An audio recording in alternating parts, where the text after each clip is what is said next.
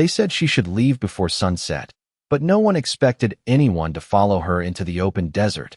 And yet Ethan Cole did, slow at first, like he wasn't sure his own boots belonged in the stirrups, like every step of that horse had to argue with a lifetime of silence. And when Lila Nay crossed the last wooden post marking the edge of town, she didn't look back, not at the crooked saloon sign creaking in the wind, not at the windows that went dark the moment she passed, not even at the dust kicked up behind her boots that still carried the shape of a place that never wanted her. She just kept walking, one step, then another, the dry earth cracking underfoot, her shadow stretching long across the road as the sun dipped low behind the hills, and in her hand, tight enough to turn her knuckles pale, was that small silver necklace, worn smooth by years, catching just enough light to flicker like something still alive, something that refused to be buried with the rest of her past. And 10 yards behind her, Ethan watched it glint between her fingers and felt something old shift in his chest, something he had buried deeper than most men bury regret. He hadn't planned to move, hadn't planned to get involved, not again, not after the last time he chose silence and paid for it in ways no one ever saw. But when she kept walking and the town kept watching and nobody said a word, not one word to stop it, not one word to question it, that silence got louder than any gunshot he'd ever heard, and it followed him all the way to the hitching post where his horse stood waiting, patient, like it already knew the choice he hadn't made yet. And then he moved, just a shift at first, a hand brushing dust off the saddle, a boot finding the stirrup, and before the sun could drop another inch, he was riding, not fast, not chasing, just closing the distance one steady step at a time until the sound of hooves finally reached her, soft at first, then certain, and she stopped, not out of fear, not even surprise, just a stillness that came from knowing the world rarely leaves you alone for long. And when she turned, her eyes didn't ask who he was, they asked why, and Ethan didn't answer right away. He just let the horse settle, leather creaking, breath steady in the cooling air, dust hanging between them like a question neither of them wanted to say out loud. And when she spoke, it came out sharp, worn thin by too many people thinking they knew her story before she ever got to tell it. "Turn back," she said, not loud, not pleading, just certain, like she'd learned long ago that expecting help only made things harder. And Ethan nodded once, slow, like he understood exactly what she meant, and still didn't move. "Can't," he said. And that was all. No explanation, no apology, just a word that landed heavier than it should have. And for a moment, the wind was the only thing speaking, carrying the smell of dry grass and distant rain that might never reach them. And she studied him, not his gun, not the horse, but his face, the lines there, the kind that don't come from age, but from decisions that don't leave a man alone. And she shook her head once, almost to herself, then turned and kept walking, and he followed, not closer, not farther, just there, like a shadow that refused to disappear, and miles stretched out ahead of them. Empty land broken only by scattered rocks and the faint trail of a road that had seen too many goodbyes. And as the sun dropped lower, the air cooled, shadows deepened, and something else began to settle in, something quieter than fear, but just as certain, the kind of feeling that tells you you're not as alone as you thought, even when you didn't ask for it. And behind them, far enough to almost be imagined, a faint line of dust began to rise, barely visible against the fading light, too steady to be the wind, too deliberate to be chance. And Ethan saw it before she did, his eyes narrowing just slightly, not alarmed, not yet, but aware, always aware, because out here, the land doesn't give warnings twice. And he shifted in the saddle, just enough to ease the tension in his shoulders, and for the first time since he started following her, his hand rested near his side, not reaching, not threatening, just ready. And ahead, Lila walked on, the silver necklace catching the last light of day, a small spark in a world that had tried to put it out. And somewhere between the sound of her steps and the quiet rhythm of his horse, something unspoken began to take shape, something neither of them named, not yet, because some things out here didn't need words, they just needed time, and the kind of courage it takes to not walk away again. The light faded slower than it should have, like the desert itself was holding its breath, and Lila felt it before she saw it. That shift in the air, that quiet pressure that comes when something unseen begins to close in, and she stopped again, not turning this time, just listening, her fingers tightening around the silver necklace until the edge pressed into her skin, and behind her the steady rhythm of Ethan's horse slowed to match her stillness. No questions, no sudden moves, just that same quiet presence that had followed her since the edge of town. And for a moment neither of them spoke, because out here words had a way of traveling farther than they should, and sometimes silence was safer. But the wind carried something else now, faint but growing, the distant echo of hooves, more than one, spaced uneven but deliberate, and Ethan's eyes moved to the horizon again, measuring distance the way men like him learned to do without thinking. A mile, maybe two, closing steady, not rushing but not wandering either. And he exhaled slowly, not fear, not yet, just recognition. And when Lila finally turned her head slightly, enough to catch his shape in the corner of her vision, her voice came quieter than before. "You hear that?" And he nodded once. "I do." And she let out a breath that carried more weight than the question itself. Not surprise, not even anger, just a kind of tired acceptance. Like she had been expecting this all along. Like leaving town had never really meant leaving anything behind. And she started walking again, faster now, not running but not drifting either, and Ethan guided his horse alongside her this time. Not behind, not ahead, just beside, matching her pace, the leather saddle creaking softly with each step, the horse's breath visible in the cooling air, and the distance between them shrank to a few feet, close enough to hear each other without raising their voices, close enough that the silence between them felt different, less like distance and more like something shared. And after a while she spoke again, not looking at him. "They will not stop." And he nodded. "Most men do not when they think they are right." And she gave a faint, humorless smile at that, the kind that disappears before it fully forms. And the sky above them deepened into shades of amber and blue, the first stars beginning to show, faint and distant, like promises that had not decided whether to stay or fade. And the land stretched wide on both sides, open and exposed, no trees for cover, no hills close enough to hide behind, just miles of dry earth and scattered stone. And Ethan's gaze moved across it all, mapping possibilities, measuring time against distance. And then he slowed his horse slightly, turning his head toward her just enough. "There is a ridge about half a mile ahead," he said. "Not much, but enough to break the line of sight." And she hesitated, just for a second, weighing his words against everything she had learned about trusting strangers, and then she nodded once. "Then we go there." And the two of them shifted their pace together, not rushing but not wasting time either, their steps falling into a rhythm that felt almost practiced, even though it was not. And behind them the sound grew clearer now, hooves against hard ground, multiple riders, steady and patient, closing the distance inch by inch. And the air carried a faint trace of dust that had not been there before, and Lila glanced back briefly, just once, enough to confirm what she already knew. Shadows moving against the fading light, shapes that did not belong to the land itself.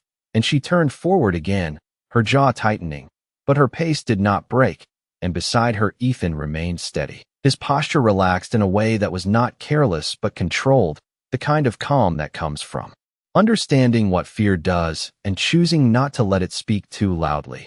And as they reached the slight rise in the land, the ridge barely more than a long stretch of higher ground, the wind shifted. Again, cooler now, carrying the scent of distant water and dry sage, and Ethan guided his horse up the incline while Lila climbed on foot, her boots finding solid ground without hesitation. And at the top they paused, just long enough to look back together, not as strangers now, but as two people sharing the same horizon. And the riders behind them were clearer in the dimming light, not a large group, but enough, 5, maybe 6, spread out in a line that suggested patience more than urgency. And Lila's voice came low, almost to herself. "They think they have already decided how this ends." And Ethan watched them for a moment longer before answering. "Maybe they have." And then he shifted his gaze to her, not questioning, not doubting, just steady. "But that does not mean they are right." And something in the way he said it, not loud, not forceful, just certain, made the silence that followed feel different, heavier but also clearer, like the moment before a storm decides whether to break or pass. And Lila looked at him then, fully this time, studying his face in the fading light, searching for something she could not quite name, and whatever she saw there made her hold his gaze a second longer than before, and then she nodded once, small but deliberate, and turned toward the far side of the ridge, where the land dipped slightly and the shadows grew deeper, and without another word they moved forward together. Not because they trusted each other completely, not yet, but because somewhere between the town they left and the road ahead, something had already begun to change.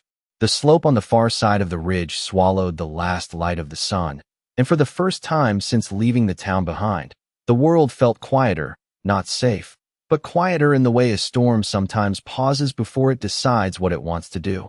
And Lila moved down the incline with careful steps, her boots finding the firm patches between loose stones, while Ethan guided his horse behind her, slower now, letting the animal place its weight with the kind of patience that came from years on uneven ground, and neither of them spoke for a while, not because there was nothing to say, but because both of them were listening, measuring the distance between what they could hear and what they could not, and somewhere above the ridge, faint but steady, the sound of hooves continued, softer now as the land broke their rhythm, but still there, still following, and Lila's hand loosened slightly around the silver necklace, not because she felt safe, but because the pressure in her chest had shifted into something else, something that felt less like running and more like choosing a direction. And she glanced toward Ethan, just once, long enough to notice the way his eyes never stayed still for long, always moving, always watching the edges of things, and she spoke without turning her head. "You knew they would follow," and he answered just as quietly, "I knew they would not stop," and that seemed to settle something between them, not agreement, not trust, but a shared understanding that the path ahead was not something either of them had walked alone before, and the land opened, slightly at the bottom of the slope, forming a shallow stretch of ground where the wind moved differently, slower, carrying the scent of dry grass, and something faint beneath it, water perhaps, far enough to matter but close enough to hope for. And Ethan slowed his horse again, letting it drink in the air, the animal's ears turning forward, then back, sensing what neither of them could fully see yet. And he nodded toward a cluster of darker shadows ahead. "There is a creek not far," he said. "Seasonal, but it might still be running." And Lila hesitated for a fraction of a second, her instincts pulling her in two directions at once, toward water and away from anything that could trap them in one place. And then she nodded once. "We do not stay long." And Ethan agreed without question, guiding the horse alongside her as they moved toward the darker line cutting through the land. And as they approached, the ground softened slightly underfoot, the dust giving way to firmer soil, and the faint sound of water reached them, quiet but steady. And when they reached the edge of the creek, it was little more than a narrow ribbon of movement, no more than 3 feet across, but clear enough to reflect the first stars now visible in the sky. And Lila crouched without hesitation, dipping her hand into the cool surface, the water running over her fingers like something alive, something that had not yet been claimed by the harshness of the land around it. And she drank, slowly, deliberately, not like someone desperate, but like someone who had learned to take what was given without asking for more. And Ethan remained standing for a moment, watching the ridge behind them, measuring the silence that had settled there. And then he dismounted, letting his boots touch the ground with a soft thud, and led the horse closer to the water, allowing it to drink while he kept his gaze moving, always moving. And after a while Lila spoke again, her voice lower now, less sharp than before. "Why did you stay back there?" And Ethan did not answer right away, not because he did not have an answer, but because the truth did not come in a single sentence. It came in pieces, in memories that did not always fit together cleanly. And he finally said, "Because I have seen what happens when no one does." And that was all. No explanation, no story, just a fragment that carried more weight than most men would understand. And Lila looked at him then, studying his face in the dim light, the lines there, the quiet in his eyes, and she did not press further, not yet, because some answers were not meant to be taken all at once. And the night settled fully around them, the sky deep and wide, filled with stars that seemed closer out here, like they were watching just as carefully as Ethan had been since the beginning. And for a brief moment, the world felt still, the kind of stillness that could almost be mistaken for peace. And then the horse lifted its head sharply, ears forward, body tensing in a way that needed no explanation, and Ethan turned before the sound even reached them, his eyes finding the ridge line in the darkness, where the faintest movement broke the horizon, shadows. Shifting against shadows, and Lila rose to her feet in one smooth motion, her hand instinctively closing around the necklace again, and this time when she spoke, there was no question in her voice. "They are here." And Ethan nodded once, his posture calm but firm, the kind of stillness that did not come from hesitation but from decision. And for a moment neither of them moved, not out of fear, but because something unspoken passed between them, something that did not need words. And then Ethan took a single step forward, placing himself between her and the direction of the ridge, not as a shield, not as a gesture, but as a choice, quiet and absolute. And in that moment the distance between them, the silence, the doubt, all of it narrowed into something simpler, something clearer, and the night seemed to lean in, waiting to see what they would do next. The figures on the ridge did not rush, and that was the first thing Ethan noticed, not the number of them, not the way their silhouettes broke against the night sky, but the patience in how they moved, spreading out just enough to close off the easy paths without needing to say a word, and the quiet that followed pressed heavier than any noise. Because men who took their time usually believed they already had control, and Ethan stood where he was, one step ahead of Lila, not turning to check if she was still there because he already knew she was, her presence steady behind him like the faint sound of water still running through the creek. And for a long second nobody spoke, the kind of silence that makes the air feel thicker, and then one of the riders shifted forward just enough for his voice to carry down the slope. Calm, measured, not raised. "That is far enough," he said, and the words did not echo, they settled, like they had been placed carefully where they would be heard. And Ethan did not move, did not reach for anything, just kept his stance loose but grounded, the way a man stands when he knows leaving is no longer the only choice. And beside him the horse shifted its weight, sensing the tension but not breaking it, and Lila stepped forward then, not behind him anymore, not hidden, just to his side, close enough that their shoulders almost aligned, and her voice came steady, quieter than the man on the ridge but no less certain. "You should turn back." And there was no anger in it, no plea, just a statement that carried its own kind of truth, and a faint murmur passed between the riders, not loud enough to make out words, but enough to show that what she said had landed somewhere, even if it was not where they expected. And the lead figure tilted his head slightly, studying them both. And when he spoke again, there was something different in his tone, not softer, but more curious. "You left the town," he said. "That should have been the end of it." And Lila did not look at him when she answered, her gaze fixed ahead. "It was never about the town," she said, and the wind moved through the dry grass around them, carrying that answer farther than her voice alone could reach, and Ethan felt it then, that shift again, not in the land but in the space between people. The moment when certainty begins to question itself, and he stepped forward just a fraction, enough to make it clear that he was not going to step back. And he spoke for the first time since they reached the creek, his voice even, unhurried. "She walks on," he said, not louder than necessary, but firm enough that the words did not need repeating. And the man on the ridge studied him now instead of her, eyes narrowing slightly as if trying to place a face in a memory that did not quite fit. And for a moment it looked like he might speak again, but instead he paused, and that pause stretched longer than expected, long enough for the night to settle deeper around them, long enough for the sound of the creek to return to their ears. And then one of the riders further back shifted, just enough to break that stillness, and the lead figure lifted a hand, not a command, not quite, but enough to quiet the movement behind him. And when he spoke again, his voice carried a different weight, less assumption, more decision. "You do not understand what she carries," he said, and Lila's fingers tightened again around the necklace, the silver catching a faint line of starlight as if it had been waiting for that moment. And Ethan's gaze dropped to it for just a second before returning to the man on the ridge, and he answered simply, "I understand enough." And that seemed to change something, not visibly, not in a way that could be measured, but in the way the silence shifted again, becoming less certain, more open, like a door that had not been there a moment ago. And Lila glanced at Ethan then, just briefly, not questioning, not doubting, but seeing him differently than she had before. And when she looked back toward the ridge, her voice came quieter, almost reflective. "They always say that," she said, "that I carry something dangerous." And the wind caught her words and carried them upward, and the lead rider's expression tightened just slightly, not in anger, but in recognition.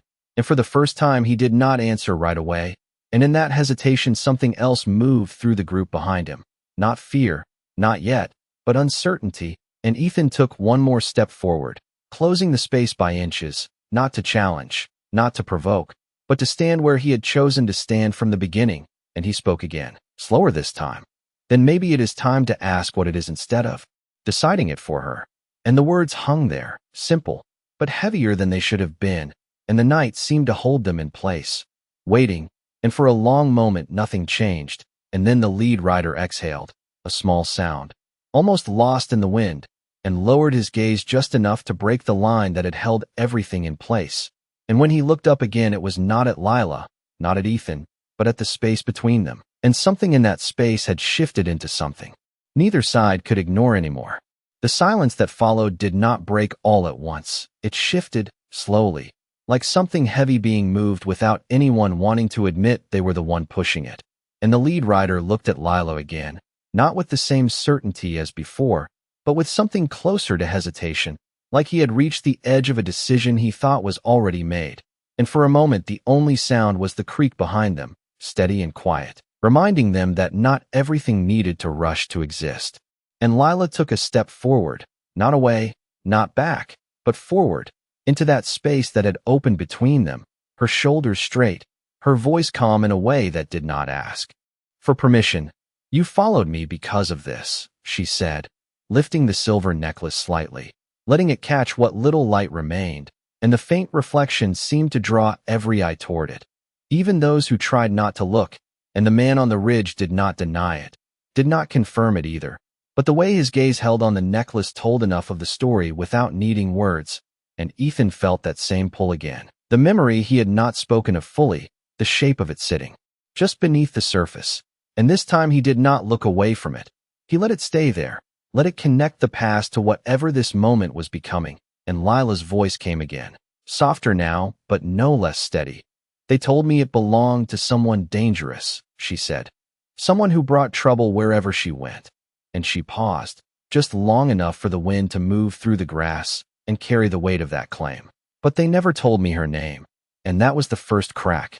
Small, almost invisible, but real. And Ethan stepped forward just enough to stand beside her fully now, not in front, not behind, but equal in the line they had formed.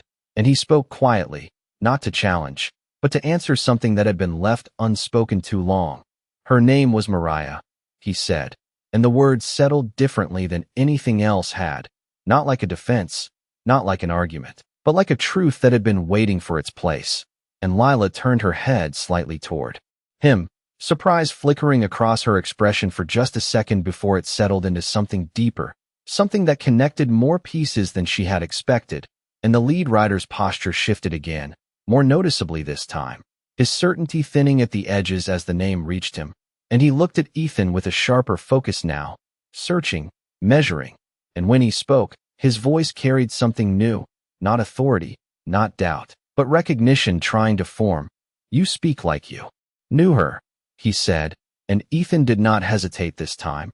"I did not know her long," he answered, "but she saved my mother when no one else would even step closer." And the words hung there, simple, but they changed the ground beneath them, not physically, but in the way every person there stood upon it. And Lila's hand lowered slightly, the necklace resting against her palm now instead of being held up as something to defend, and she looked at it differently, not as a burden, not as something to hide, but as something she had been given without ever being told why. And the riders behind the lead man shifted again, quieter this time, less certain, and the lead figure exhaled slowly, his shoulders easing just enough to show that whatever decision he had carried up that ridge was no longer as solid as it had been. And he spoke again, but this time his voice had lost its earlier edge. "Mariah was not dangerous," he said, more to himself than to them. "She was different." And the word felt incomplete, like it could not hold everything it needed to, and Ethan nodded once. different enough to do what others would not, he said. And for a moment no one argued with that. Not because they all agreed, but because none of them could deny the truth inside it. And Lila stepped forward one more time, closing the last of the space that had separated her from the line of riders. And her voice came steady, not defensive, not pleading, just clear. If what she carried was not danger, she said, then neither is this. And she held the necklace out, not as an offering, not as a challenge, but as a statement. And the night seemed to lean closer, as if even the land itself wanted to see what would happen next. And the lead rider looked at the necklace, then at Lila, then at Ethan, and something in his expression softened, not fully, not completely, but enough to change the direction of what was coming. And he lowered his hand slowly, the small gesture carrying more meaning than any loud command could have. And behind him, the others followed, not immediately, but gradually, as if they were each deciding for themselves what this moment meant. And Ethan remained where he was, not moving, not pushing, just allowing the silence to settle into something new. And beside him, Lila did the same, her hand steady, the necklace no longer hidden, no longer something to be taken or feared, but something that had finally been seen. And in that quiet, uncertain space, the night shifted again, not toward conflict, not toward retreat, but toward something neither side had expected when they first started down this road. The night did not end the moment. It deepened it, stretching the silence into something that no longer felt like a standoff, but something closer to a question waiting to be answered. And the lead rider lowered his gaze once more, not in defeat, not in surrender, but in thought, the kind that comes when a man realizes the story he was told no longer fits what he is seeing with his own eyes. And behind him the others shifted, their horses restless in small, quiet ways, hooves adjusting against the dirt, breaths rising in slow clouds under the starlight, and none of them moved forward again, not yet. And Lila felt it, that change, subtle but real, like a door that had been closed for years now standing just slightly open. And she lowered her hand fully, letting the necklace rest against her palm, no longer something held up to defend herself, but something that had finally been understood for what it was. And Ethan remained beside her, steady, not pushing the moment further than it needed to go, because he knew better than most that forcing a truth only made people turn away from it. And for a long moment no one spoke, until the lead rider finally exhaled again, slower this time, and lifted his head, his voice carrying across the space between them, quieter than before but clearer. We were told she carried something that would bring harm, he said, not as an accusation now, but as something he was trying to reconcile. And Lila met his gaze without hesitation. And you believed it, she answered, not sharp, not bitter, just stating what had been. And the man did not deny it. He nodded once, a small motion that seemed heavier than any denial would have been. And Ethan watched that exchange carefully, because in that nod there was more than agreement. There was admission, and admission changed things, even out here where pride often stood taller than truth. And the lead rider looked past them briefly, toward the dark stretch of land they had crossed to reach this place. And when he spoke again, there was something quieter in his tone, something closer to reflection. Sometimes we follow a story because it is easier than asking questions, he said. And the words did not feel like they belonged only to him. They carried outward, touching every man behind him, touching even the ground beneath them. And Lila's expression softened just slightly, not enough to call it forgiveness, but enough to show that she had heard something real. And she took a slow breath before answering. And sometimes that story becomes the only thing people see, she said, her voice steady but carrying a weight that had been built over years. And the wind moved again, softer now, brushing past them like it was no longer trying to push them apart. And Ethan glanced at her briefly, seeing the way her shoulders had eased just enough, the way her grip on the necklace had relaxed. And he understood that this moment was not about winning or losing, it was about something far quieter, something that did not leave marks but changed directions. And the lead rider stepped his horse forward just a few inches, not enough to close the distance, but enough to show he was no longer holding the line the way he had before. And he looked at Lila directly, his voice calm. If what you carry is not what we were told, he said, then what is it?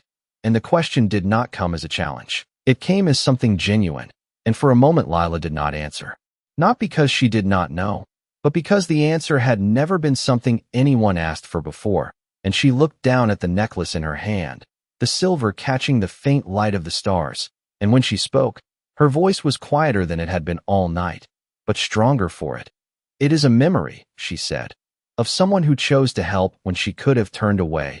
And Ethan felt something shift in his chest at those words. Not pain, not regret, but recognition and the lead.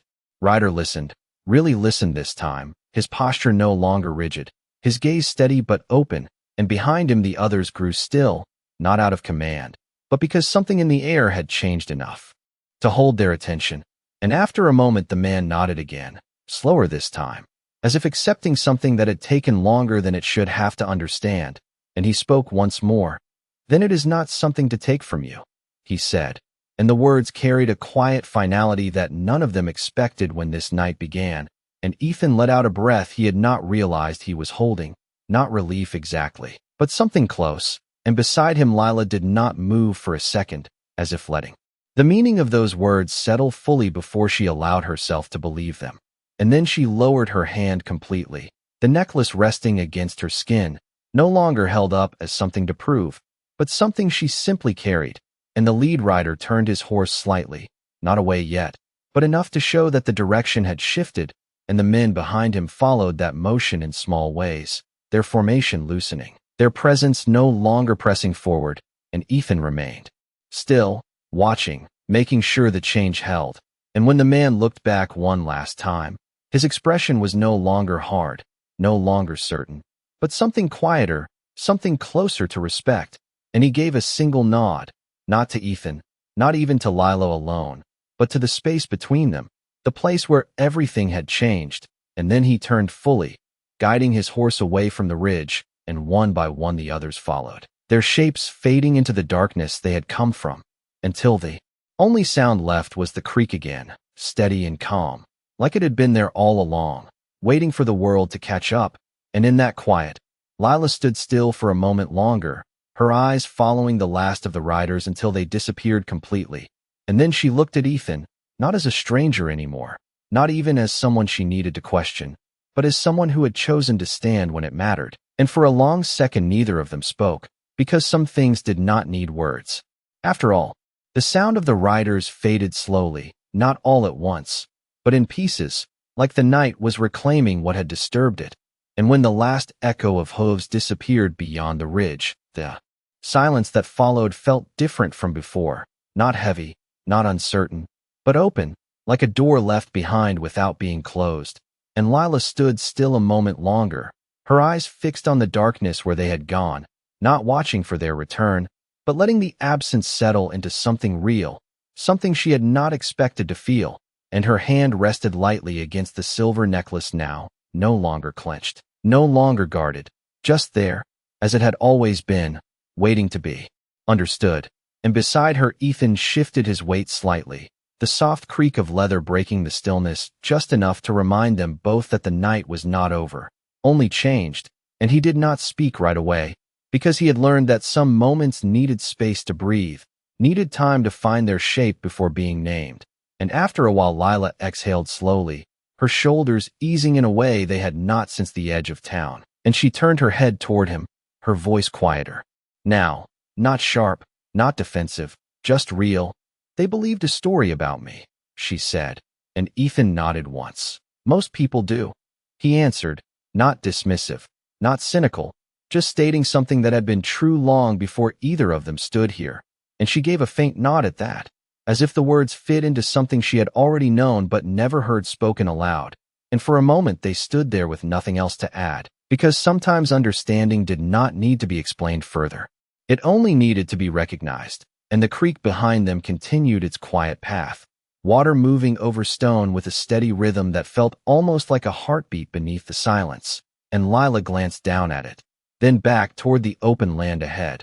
And when she spoke again, there was something different in her tone, something lighter, not free of weight, but no longer carried alone. "I was going to keep walking until there was nothing left behind me," she said, and Ethan looked out across the dark horizon, measuring distance not in miles now, but in choices, and he replied simply, There is always something left. And she considered that, her gaze moving slowly across the land as if seeing it for the first time, not as a place to escape, but as something that might hold more than just what she had lost.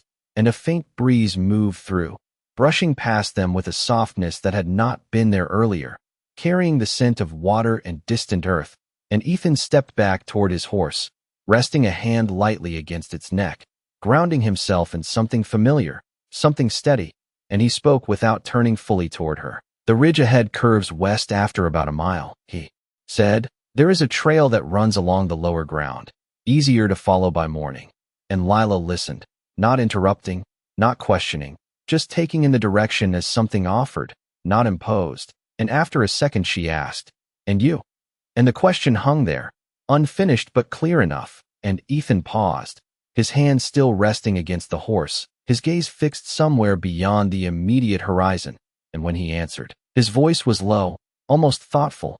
"I ride where the road does not end," he said, and it was not an answer that closed anything, but it was honest, and Lila nodded slowly, understanding more from what he did not say than from what he did, and the space between them shifted again, not closing, not widening, but settling into something that no longer felt uncertain.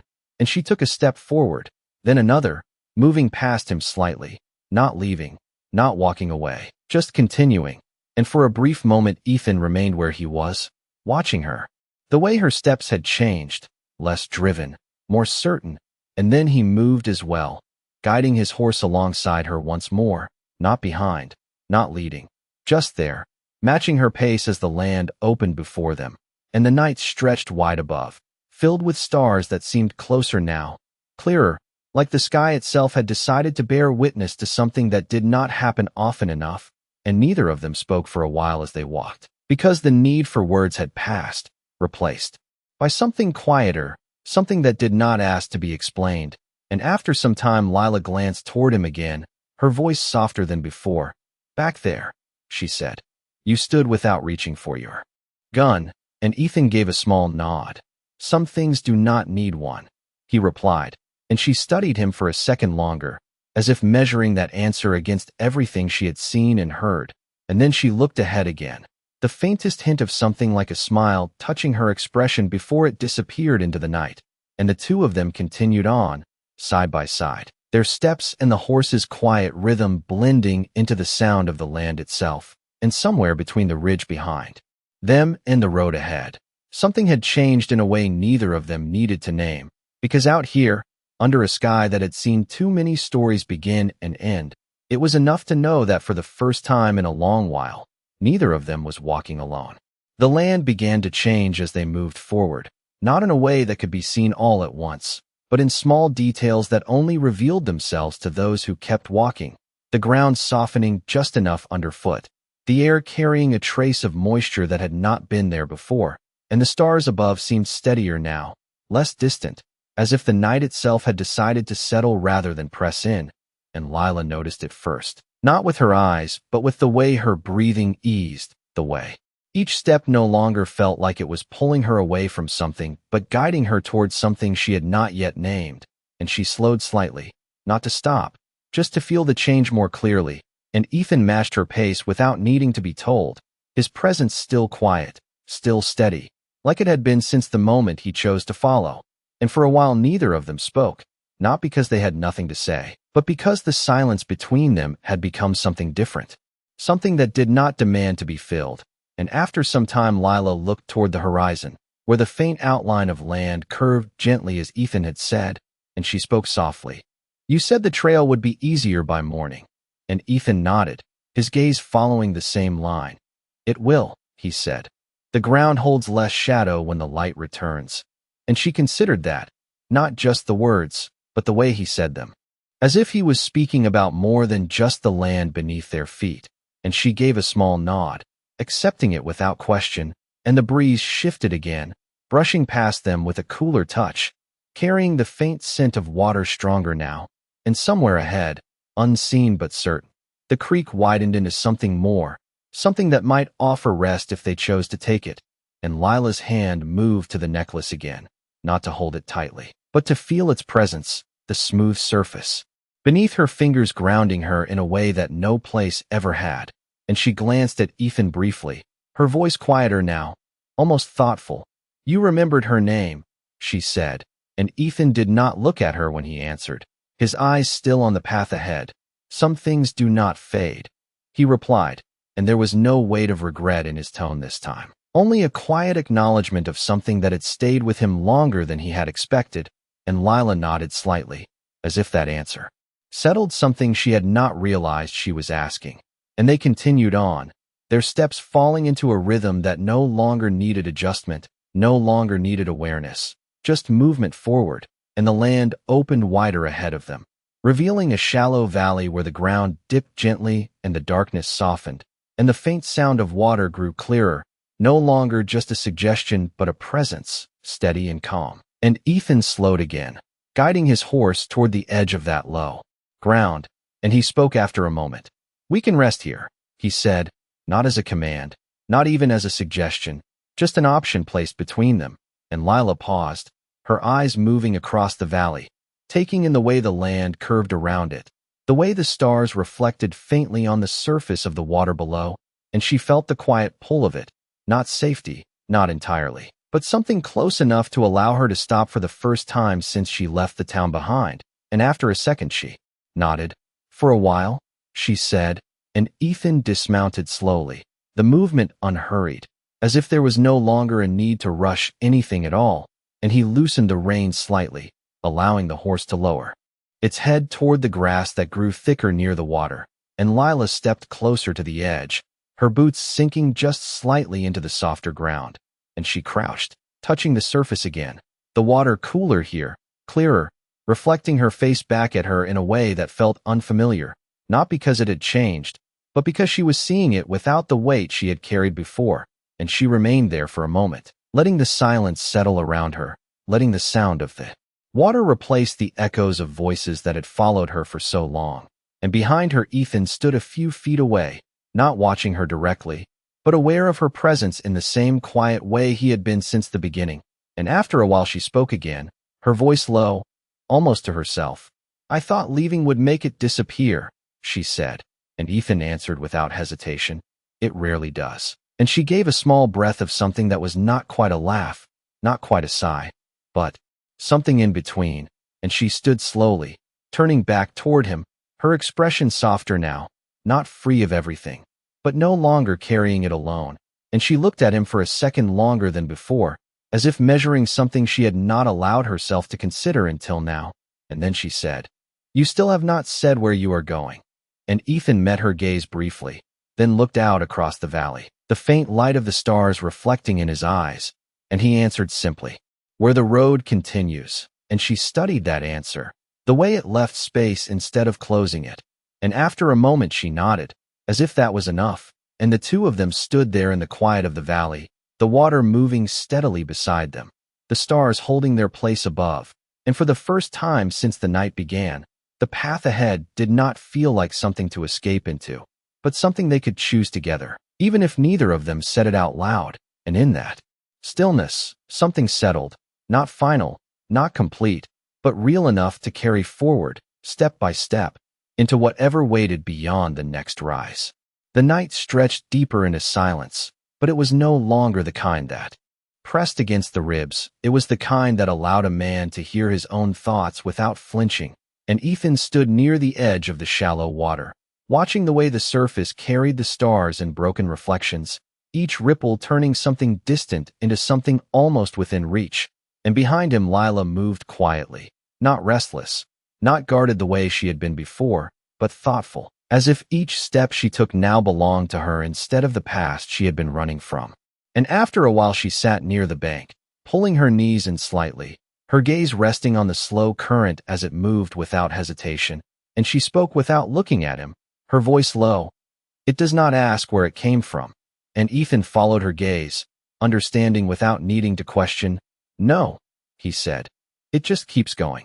And she nodded once, a small motion, but one that carried more meaning than anything she had said before, and for a while they let that be enough, the sound of the water filling the space where words used to live, and the horse shifted somewhere behind them, lowering its head again, calm now, no longer sensing anything that needed to be answered, and the breeze moved through the valley, softer than before, brushing against them like something that had decided to stay instead of pass through, and Lila reached for the necklace again.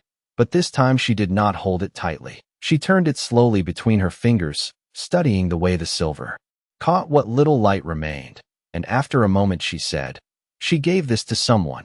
And Ethan nodded, stepping a little closer, not intruding, just near enough to hear without the wind carrying the words away. "To my mother," he said, and there was no hesitation now, no distance in his voice, just a quiet certainty. And Lila looked up at him then, really looked this time, not as someone she had met on the road, but as someone connected to the same thread she had been carrying without knowing it. And she asked, why did she help her? And Ethan took a slow breath, the kind that comes when a memory settles into place instead of rising like a storm. Because she saw someone said, and she did not wait for permission. And the simplicity of that answer seemed to hold more weight than any long explanation could have. And Lila lowered her gaze back to the necklace, her fingers still moving along its surface, and she said quietly, "Then that is what they feared." And Ethan tilted his head slightly. "What do you mean?" And she looked up again, her eyes steady now, clearer than they had been since the beginning. "They feared something they could not control," she said. "Someone who chooses for herself."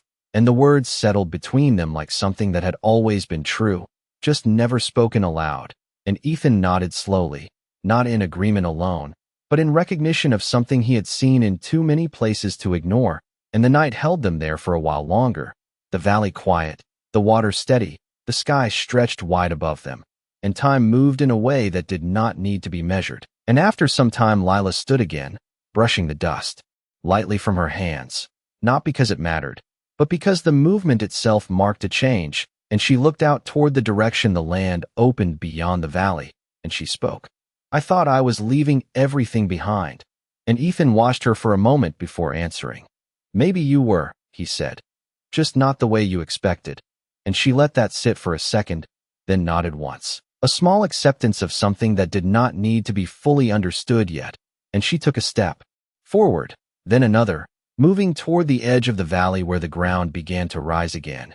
And Ethan followed, guiding his horse beside him, the soft sound of its steps blending with their own. And as they reached the incline, the first hint of dawn began to touch the horizon, not light yet, but a thinning of the darkness, a promise that the night would not hold forever. And Lila paused at the top, looking out across the land that now lay ahead of them. And it did not feel empty the way it had before. It felt open, like something waiting instead of something to escape. And she spoke softly, almost to herself. "It looks different." And Ethan stepped up beside her, following her gaze. "It is the same land," he said. "You are just seeing it without what was behind you." And she turned her head slightly toward him, considering that. And then she looked forward again, her posture steady, her steps no longer driven by what she was leaving, but by something she was choosing. And as the first line of light began to break across the horizon, they stood there for a moment, not speaking, not needing to, because the road ahead no longer felt like something uncertain. It felt like something they had already begun to understand. And when they started walking again, it was not out of urgency, not out of fear, but with a quiet certainty that neither of them needed to question anymore. The first light of morning did not arrive all at once. It crept slowly across the horizon, a thin line of pale gold stretching over the distant hills. And as it grew, the land revealed itself piece by piece, the shadows retreating just enough to show what had always been there, waiting. And Lila stood at the crest of the rise, watching it unfold, her eyes tracing the shape of the valley they had crossed, the creek now a faint silver thread behind them. And for a moment she did not move, not because she was unsure, but because she was taking something in, something she had not allowed herself to see before. And beside her Ethan rested one hand lightly on the reins of his horse, the animal calm, steady, as if it understood that this moment was not about distance or direction, but about something quieter, something that did not need to be rushed. And the air carried a new warmth now, subtle but certain, the chill of the night giving way to something that felt like possibility rather than pressure. And Lila let out a slow breath, her shoulders easing as she looked ahead, the land stretching wide, open, not empty. but full of paths that had not yet been chosen, and she spoke without turning, her voice steady. "It feels different in the light." And Ethan nodded, his gaze following the same horizon. "Most things do," he said. "They show what they really are when you can see them clearly." And she considered that, not just the words, but the way they fit into everything that had happened since the moment she stepped beyond the edge of town. And she gave a small nod, as if accepting something that had taken her longer than she expected to understand. And she took a step forward, then another, her boots pressing into the ground with a confidence that had not been there before, not forced, not practiced, just present. And Ethan moved with her, guiding his horse alongside, the quiet rhythm of their steps matching the slow rise of the morning. And for a while they walked in silence again. Not the kind that needed to be broken, but the kind that carried its own meaning. And after some time Lila spoke again, her voice softer now, almost reflective. "When I left, I thought I was running," she said, and Ethan glanced toward her briefly before looking ahead again. "And now?" he asked, and she paused, her eyes moving across the land as if searching for the right answer. And then she said, "Now it feels like I am choosing." And the words settled between them with a quiet certainty, and Ethan gave a small nod, not adding to it, not needing to, because some truths did not need to be explained further, and the path ahead curved gently as he had said, the ground smoothing out as the light grew stronger, making each step easier, more certain, and the breeze carried the scent of grass and distant water, no longer sharp or unfamiliar, but something that felt like it belonged to the world they were walking into. And Lila reached for the necklace again, her fingers brushing against it, lightly, not out of habit now, but as a reminder, and she spoke after a moment. She gave it so someone would not feel alone. And Ethan nodded once, his voice quiet. She did. And Lila looked at him then, not with the guarded distance she had carried before, but with something clearer, something that did not need to hide. And she said, "And now it brought me here." And Ethan met her gaze for a second, understanding more in that moment than either of them had said out loud, and he replied, simply, "Then it did what it was meant to do." And she held his gaze just a fraction longer before looking ahead again, and the sun broke fully over the horizon, casting a warm light across the land, turning the dry earth into shades of gold and amber. And for the first time since the night began, everything felt visible, not just the path, but the space around it, the possibilities that stretched beyond what either of them had planned.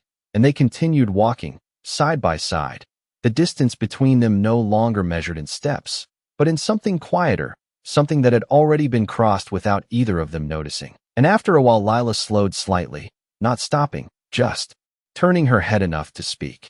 "You said you ride where the road does not end," she said, and Ethan nodded. "I did."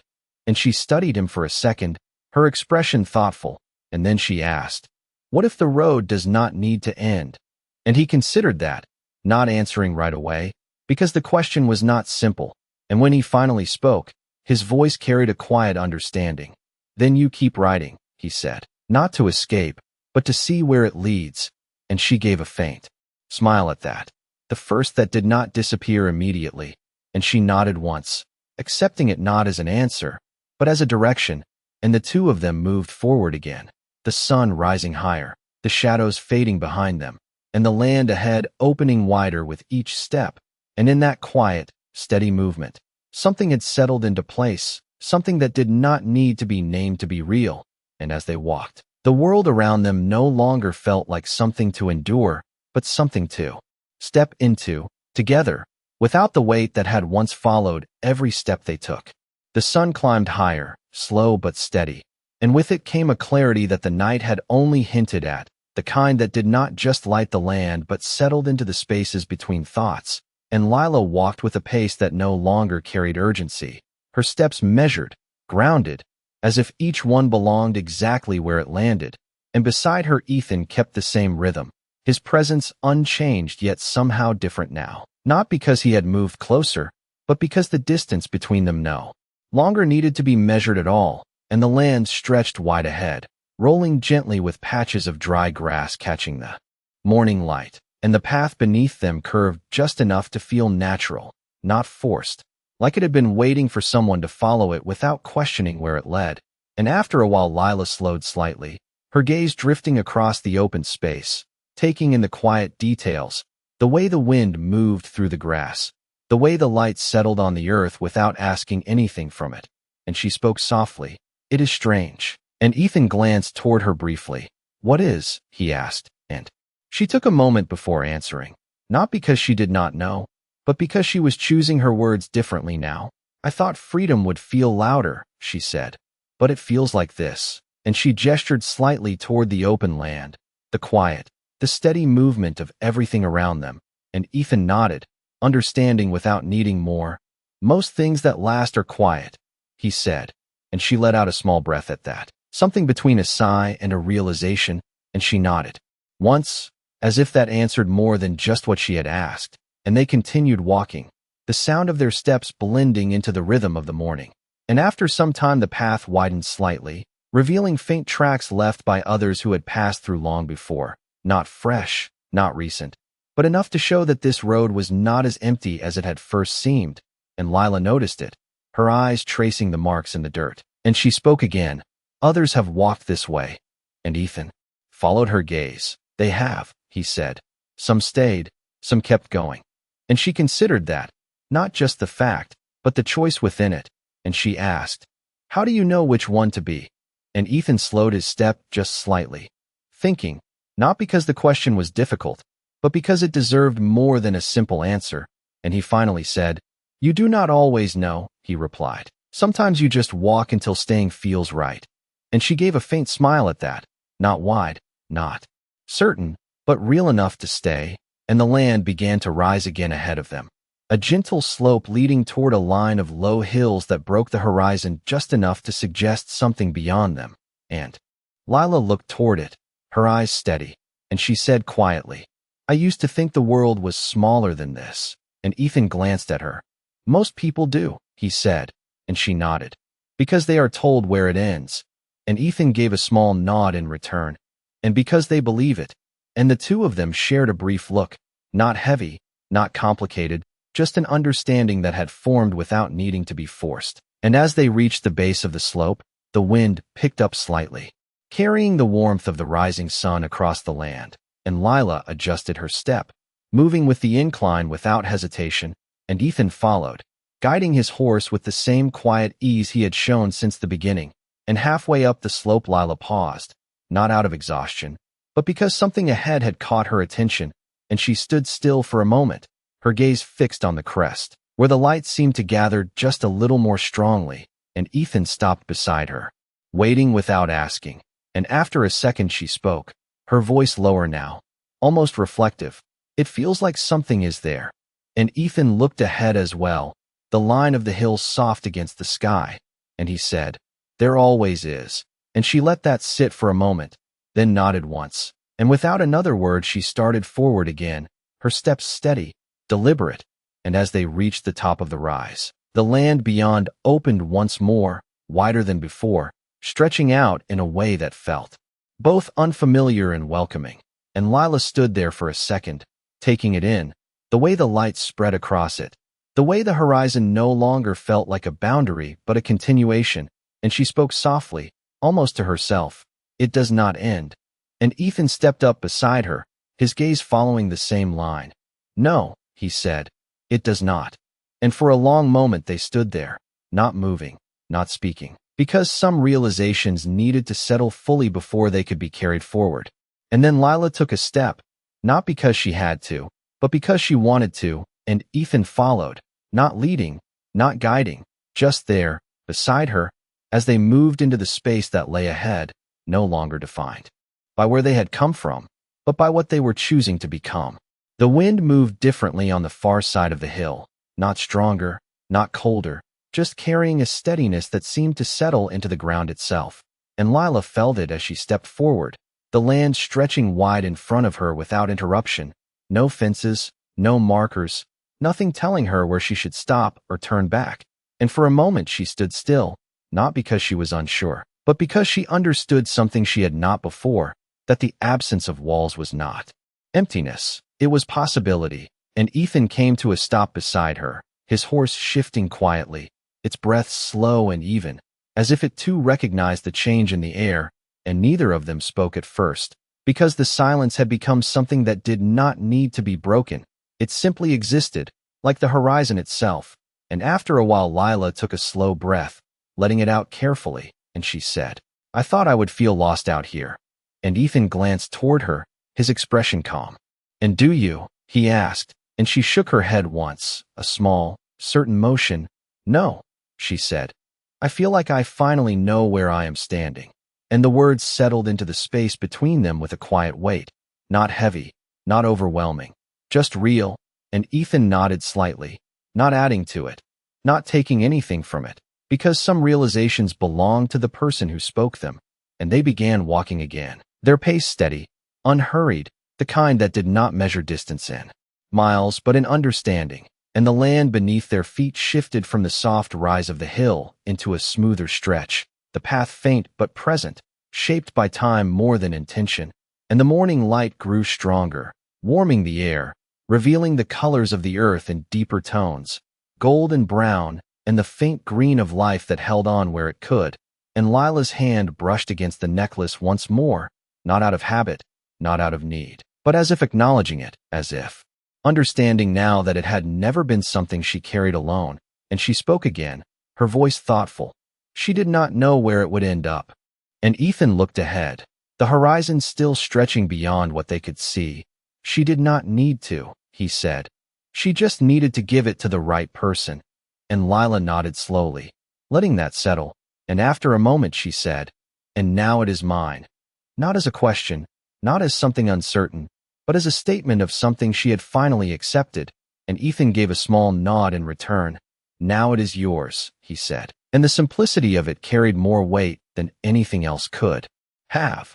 And they walked on, the distance between them no longer something to consider, their steps falling into a rhythm that felt natural, unforced, and the land ahead began to show signs of something new. A faint line of trees far off in the distance, barely visible against the light, but enough to suggest water, shelter, something that had not been part of the barren stretch they had crossed, and Lila noticed it, her eyes narrowing slightly as she focused, and she spoke. "There is something ahead," and Ethan followed her gaze, nodding once. "There is," he said, and she took another step, then another, her pace not quickening, but carrying a quiet purpose, not driven by fear, not pulled by urgency, but guided by choice. And after a while she glanced toward him again, her voice softer now, almost reflective. "You did not have to follow me," she said, and Ethan looked ahead, considering the words, and then he answered. "No," he said, "I did not." And she waited a moment, then asked, "Then why did you?" And this time he did not answer right away, not because he did not know, but because the answer was not something that fit into a single sentence, and after a moment he said, "Because I have seen what happens when someone walks alone when they should not have to." And the words were quiet, but they carried something deeper than explanation, something that did not need to be fully understood to be felt. And Lila looked at him for a second longer than before, her expression thoughtful, and then she nodded once, not questioning, not challenging, just accepting that truth for what it was, and they continued walking, the morning stretching out around them, the sky clear, the air steady, and the land ahead no longer felt uncertain. It felt open, like something waiting to be lived rather than something to be survived. And as they moved closer to the distant line of trees, the ground beneath their feet softened slightly, the air carrying a hint of shade and water, and Lila slowed just a little, not stopping, just taking it in, and she said quietly, "I think this is where I stop running." And Ethan glanced toward her, his expression unchanged but his eyes steady. "Then, this is where you start staying," he replied, and she let out a small breath at that, something that carried both relief and understanding, and she nodded once, a quiet acceptance of something that had taken her a long time to reach, and the two of them walked on, side by side, not because they had decided anything, not because they had spoken it aloud, but because something between them had already made that choice. And as the trees ahead grew clearer, the path beneath them more defined, the morning fully arrived, and with it came something that neither of them needed to name, because it was already there, in the way they moved forward together, not alone, not uncertain, but simply continuing. The trees grew taller as they approached, not towering, but enough to break the open stretch of land into something more defined, something that felt like it could hold a place instead of just passing through it. And Lila slowed as they reached the edge of the shade, her boots stepping from sunlit ground into cooler earth where the grass grew thicker and the air carried the steady presence of water nearby. And for a moment she stopped, not because she had to, but because she chose to, and she looked around, taking in the way the branches moved gently above, the way the light filtered through in soft patterns that shifted with the breeze. And it felt different here, not quieter, not louder, just settled. And Ethan came to a stop beside her, his horse lowering its head again, calm, as if it had arrived somewhere it recognized without ever having been there before. And neither of them spoke at first, because the moment did not ask for words, it asked for stillness. And after a while, Lila stepped forward a few more paces, moving deeper into the shade, her hand brushing lightly against the trunk of one of the trees as she passed, feeling the rough surface beneath her fingers, grounding herself in something that was not shifting, not uncertain. And she turned slightly, looking back toward the open land they had crossed, the hills now distant, the valley barely visible beyond them. And she stood there for a second, her gaze steady, not holding on to it, not turning away from it, just seeing it for what it was. And then she turned back, facing forward again, and she spoke quietly. "This is far enough." And Ethan listened, not questioning, not measuring the distance, because he understood what she meant, not in miles, but in something deeper, and he nodded once.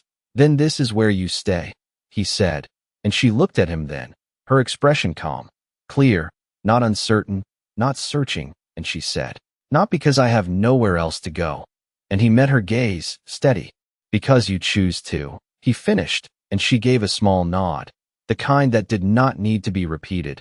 And the silence that followed was not empty. It was full of everything that had led them here, everything that had changed along the way.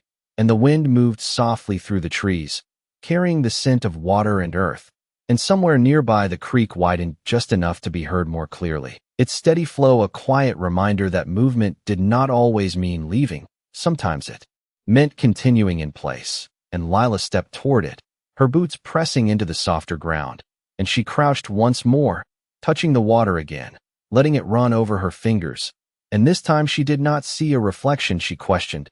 She saw something steady, something that did not need to be explained.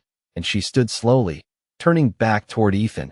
And for a moment, they simply looked at each other, not as strangers, not as people who had met by chance, but as two who had crossed something unseen together. And she spoke softly, "You can go on from here." And Ethan rested a hand lightly on the saddle, his gaze steady, not avoiding hers, not holding it too tightly. And he answered, "I can." And there was no hesitation in it, no resistance, just truth. And she studied him for a second longer, as if waiting for something else. And when nothing came, she nodded once, accepting that answer as it was given. And she turned slightly, looking out toward the trees, toward the space that would now become hers, not because it had been given, but because she had chosen it. And Ethan remained where he was for a moment, watching her, not as someone he needed to guide, not as someone he needed to protect, but as someone who had found her footing in a way that did not need his presence to hold it. And he took a slow breath, the kind that comes when a man recognizes that a journey has reached its quiet end, not with a final word, not with a clear line, but with a stillness that says everything that needed to be said has already been understood. And he turned toward his horse, adjusting the reins lightly, preparing to move. And for a brief second he paused, not out of doubt, but out of acknowledgement, and he said, "The road will still be there." And Lila glanced back at him, her expression unchanged but her eyes steady. "So will I," she replied, and the words settled between them, not as a promise, not as something that needed to be held onto, but as something that simply existed.